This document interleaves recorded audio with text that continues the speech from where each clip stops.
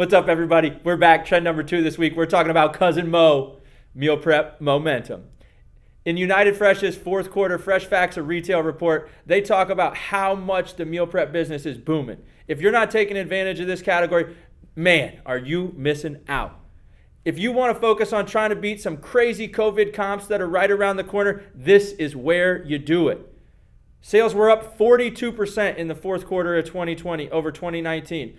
And consumers were willing to pay, on average, 22% more based on retail pricing than they did previously. Consumers appreciate a strong offering, a real category, and a meaningful selection in this space. Don't forget about our HelloFresh program, our ARC Foods program, our Mann's Nourish Bowl program, all of our fresh cut, prepared, free garden cut options that accelerate the cooking process. Meal prep options are booming. Take advantage of this momentum today and capitalize on trend number 2.